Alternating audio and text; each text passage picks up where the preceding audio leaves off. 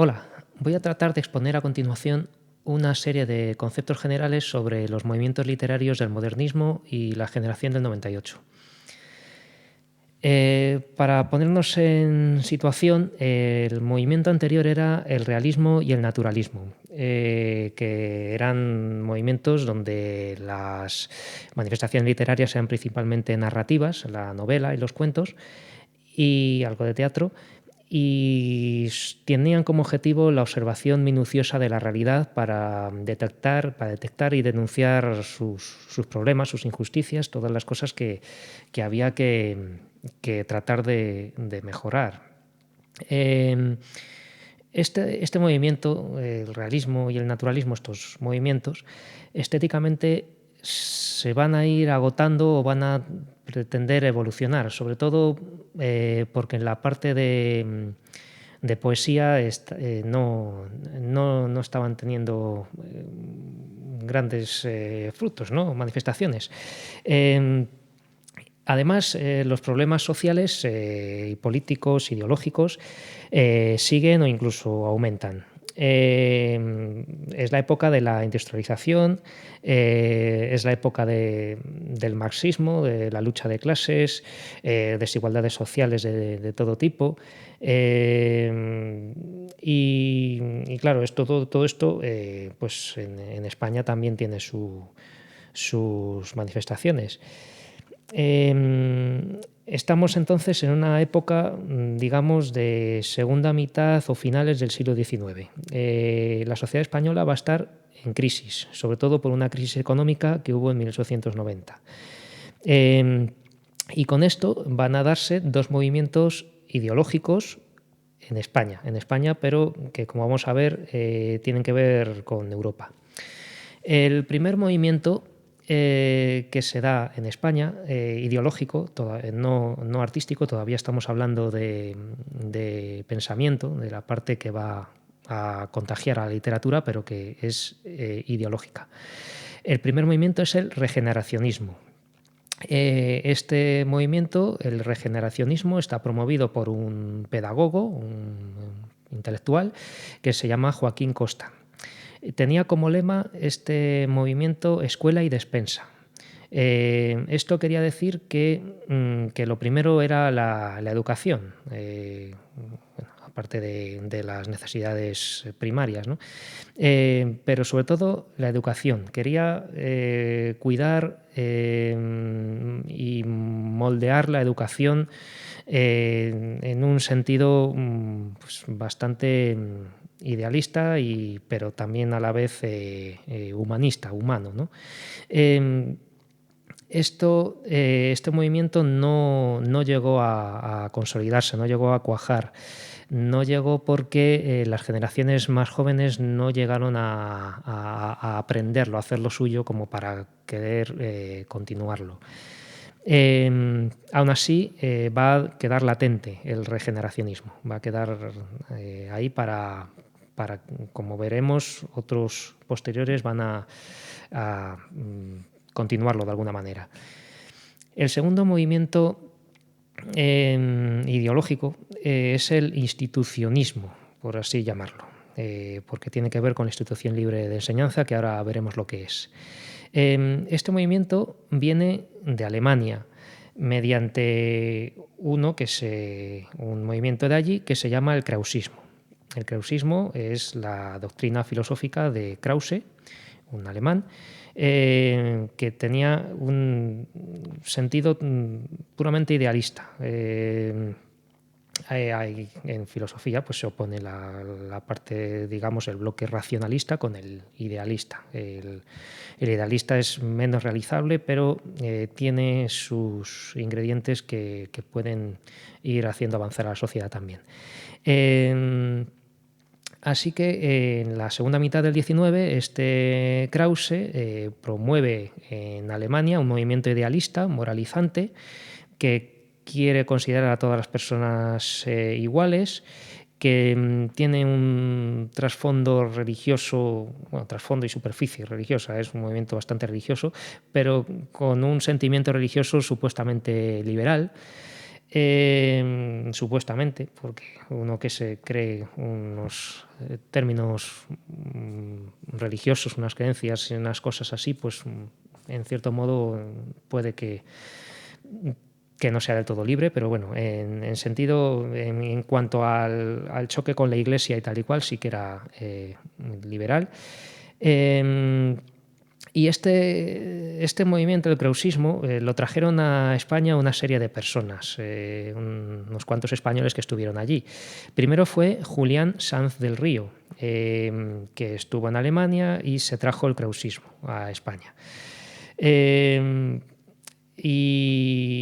Pero luego después sería otro que también tiene un apellido muy parecido, que es Francisco Giner de los Ríos, el que lo desarrollaría más. Este intelectual, perteneciente a las élites intelectuales, sería el que, junto con otros pedagogos, fundaría la Institución Libre de Enseñanza en el año 1876. Este momento era el momento de la restauración borbónica. Desde la Revolución del 68 hubo una serie de desequilibrios políticos en España y eran bienvenidas estas nuevas ideas de reforma, y todo lo que fuera movimientos progresistas y de reforma pues tenían calado en España. Así que esta escuela era un lugar un foco de difusión cultural muy importante, y tenía como característica especial que era de carácter laico, cuando la educación fundamentalmente era religiosa en España. Así que de aquí saldrían nuevas élites intelectuales que tendrían su repercusión en las artes, en la literatura, como veremos a continuación. Antonio Machado, de hecho, es pupilo, es discípulo de Francisco Giner de los Ríos, y le dedica a este un famoso poema, un laudatorio de agradecimiento, donde expone su deuda con él y con las ideas del krausismo. Ortega y Gasset también tiene que ver con el krausismo. Y luego el siguiente paso, que ya sería fuera de este tema, como creación de estas escuelas, sería la creación de la residencia de estudiantes, que ya sería en 1910, y de donde surgiría la generación del 27, con Pedro Salinas a la cabeza y García Lorca, Jorge Guillén, etc. Con estos movimientos ideológicos y la germinación de élites intelectuales y artísticas, se dan en España, España y fuera de España, pero ahora vamos a hablar de España, dos vertientes diferenciadas en sentido artístico. Una va a ser de índole cosmopolita, europea, digamos, y otra que va a ser genuinamente española, centrada, ubicada en España. El primer movimiento, al que me he referido como cosmopolita y de índole europea, es el modernismo. El modernismo viene esencialmente de Francia. A finales del XIX, en Francia, también con una mentalidad en crisis, se dan una serie de ideas pesimistas, nihilistas, que van a presentarse con el decadentismo, o lo que se llama la fin de siglo en Francia, que tendrán como vertiente artística el conocido parnasianismo, digamos, o el arte por el arte.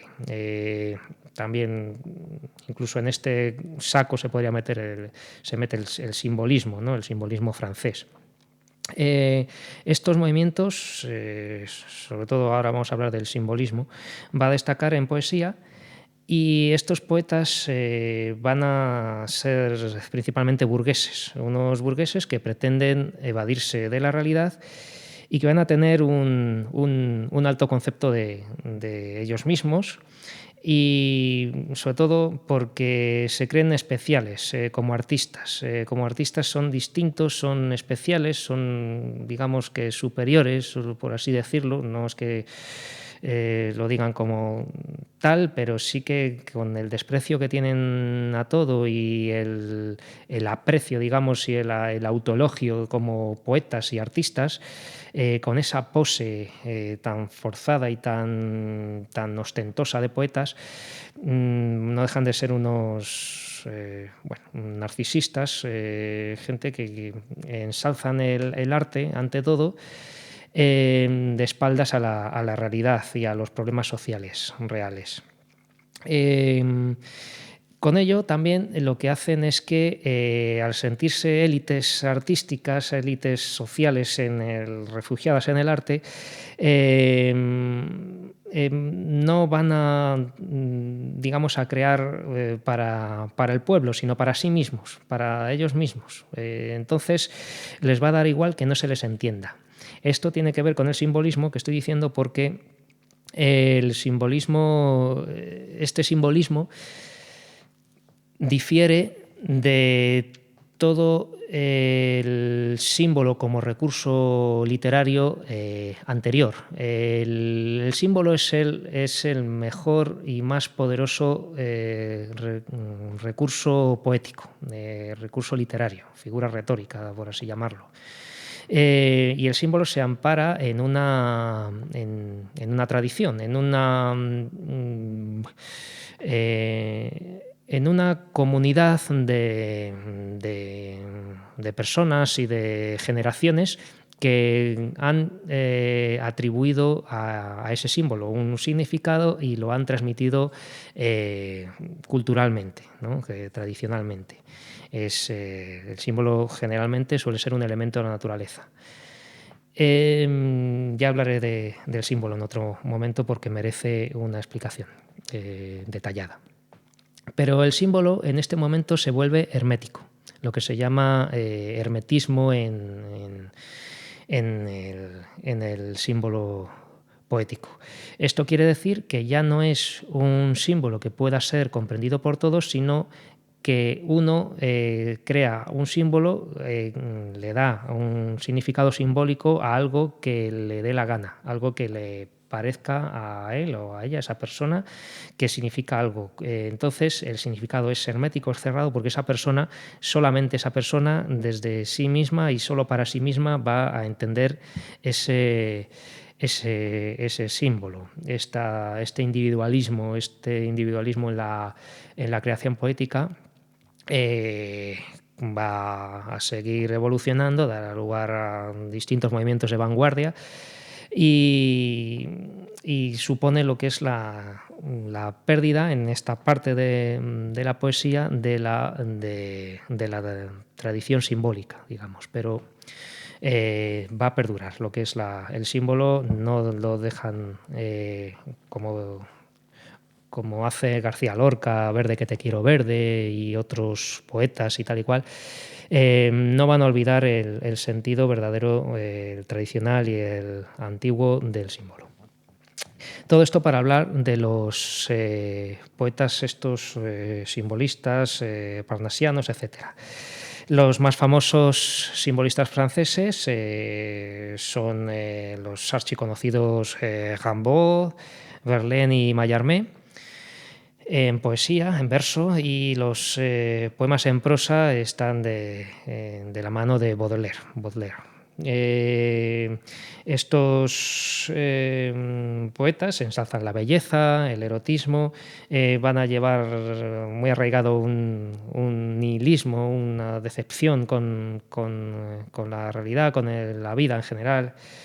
En esta evasión del compromiso con la realidad, pues van a ensalzar, por ejemplo, la embriaguez, como hace Baudelaire en su famoso poema en prosa, Embriagaos, ¿verdad?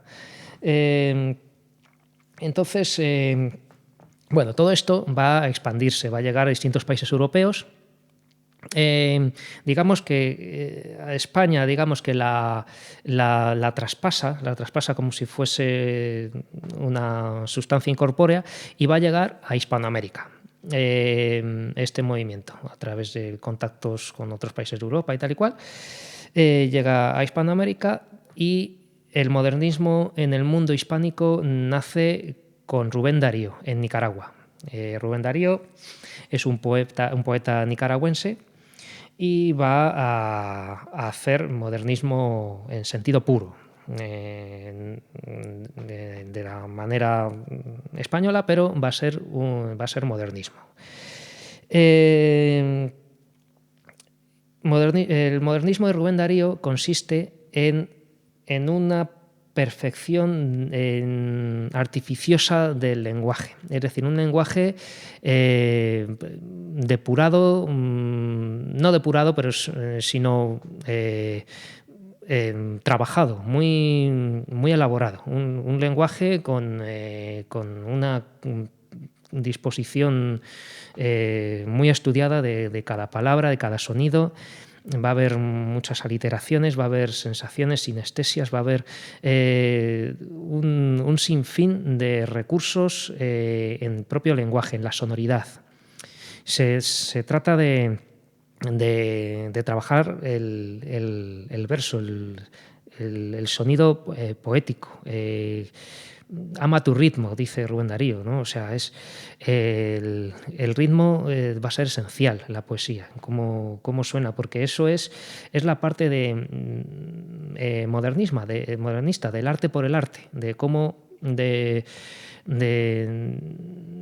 el placer estético, digamos, del arte nos hace evadirnos de la realidad. Porque la realidad es decepcionante, la sociedad no ha llegado a funcionar, entonces el refugio de los poetas es el arte. De la realidad también se evaden con los temas, tópicos, contextos. Por ejemplo, se va a dar mucho auge al exotismo en la poesía de Rubén Darío. Se va a hablar de Francia, de la Francia de Versalles, de países exóticos, de Oriente, incluso no solamente en la distancia, sino en el tiempo también, de la antigua Grecia, Roma, de los mitos. Se van a revivir los mitos mucho, sobre todo con el tema del amor y del erotismo. El erotismo, incluso destructivo, incluso pasional, va a ser también un motivo del modernismo en Rubén Darío. Rubén Darío va, sobre todo en el poema de prosas profanas del Coloquio de los Centauros, va a ensalzar el amor por encima de todo, el amor erótico por el cuerpo, desde el cuerpo, para el cuerpo. Va a decir Venus impera en uno de sus versos, como los centauros, ¿no?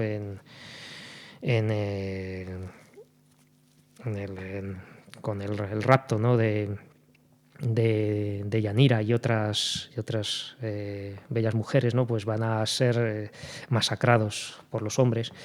Pues los centauros son mitad bestia, mitad hombres. Pues estos motivos van a ser del gusto de Rubén Darío y de los modernistas. El amor como evasión de la realidad, el amor erótico, no tanto espiritual, sino el disfrute de una vida que no llega a satisfacer. Se trata de exprimir el jugo, ¿no? De sacar jugo a la vida cuando realmente no tiene ningún sentido. También la historia, claro, también aparte de los mitos, también la historia da lugar a una serie de personajes, en muchos casos nobles, gente refinada, elegante, distanciada del vulgo, ¿no? de los plebeyos, ¿no? De la plebe. Entonces, esto le gusta mucho a los modernistas.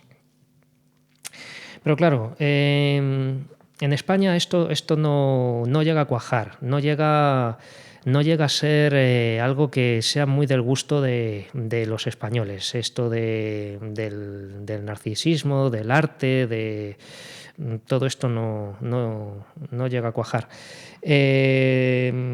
Aparte que es que había problemas mucho más importantes y no podía la parte artística española no podía dar la espalda a la realidad del todo. Entonces, el modernismo influye y hay poetas que tienen inicios modernistas o que incluso en parte, perdón, que hay mucha luz, en parte va a haber pues poetas que van a tener etapas modernistas. Juan Ramón Jiménez, Manuel Machado, el hermano de Antonio, van a ser modernistas, sobre todo por algo de evasión, pero también por el ritmo, por el uso de la artificiosidad del lenguaje. También algo de evasión, de momentos históricos y tal y cual.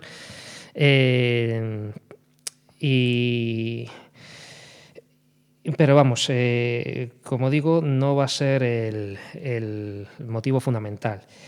El regeneracionismo y el institucionismo, estos movimientos que he mencionado al principio, van a levantar, digamos, el movimiento que va a ser el propiamente artístico de España, que es la generación del 98. El institucionalismo de Giner de los Ríos vuelca toda su preocupación en España. España va a ser la preocupación fundamental. Estos poetas los llaman a veces irónicamente los preocupados, los de la generación del 98. Tienen un pesimismo y un moralismo y una... pues, ¿cómo decir? Una focalización etnocéntrica casi, por así decirlo, en España. Nada más que se refugian en sí mismos como si alguien que se metiera en una introspección, pues así globalmente estos poetas van a centrarse en España. Y sobre todo tras el desastre del 98. El desastre del 98 fue un batacazo final, digamos, la pérdida de las últimas colonias, Cuba, Puerto Rico y Filipinas, y va a ser ya la destrucción de los últimos restos del Imperio español. Y no se les ocurre otra cosa a estos poetas intelectuales que centrarse en la educación. La educación lo ven como el problema fundamental y la posible solución, es decir, cómo promoviendo y modificando y retocando la educación se puede mejorar de alguna manera la sociedad española. Esto no deja de ser un idealismo, sobre todo cuando el germen, el origen de todo esto, el regeneracionismo, lo que decía era que la sociedad tenía que estar por delante del Estado y por encima del Estado. Es lo que tienen los movimientos idealistas. El Estado es fundamental y no se puede nunca dejar de lado el Estado. El Estado debe ser siempre algún punto de referencia y todo progreso, toda digamos modificación de la sociedad debe estar vinculada al Estado.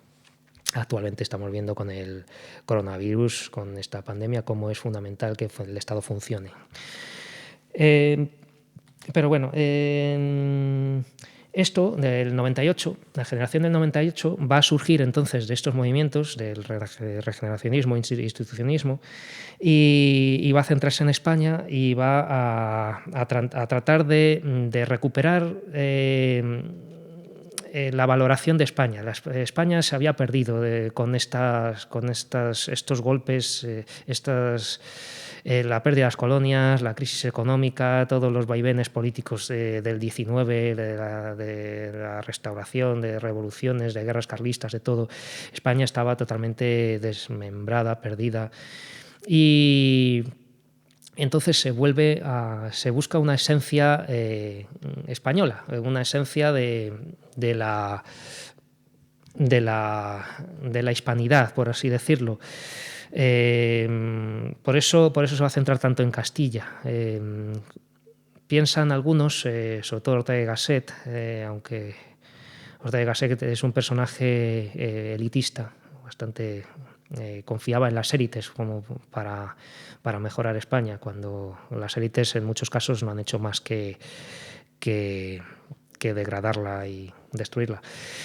Pero Ortega y Gasset clamaba que Castilla era artífice de lo que es ahora España, de la unidad que tiene, que no deja de ser en cierta medida cierto.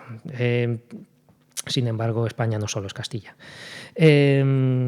Así que, bueno, pues en este enfoque, digamos, de España se va a tratar de buscar esta esencia y se va a valorar mucho lo español, sus gentes, su historia, sus personajes históricos y sobre todo, como digo, Castilla.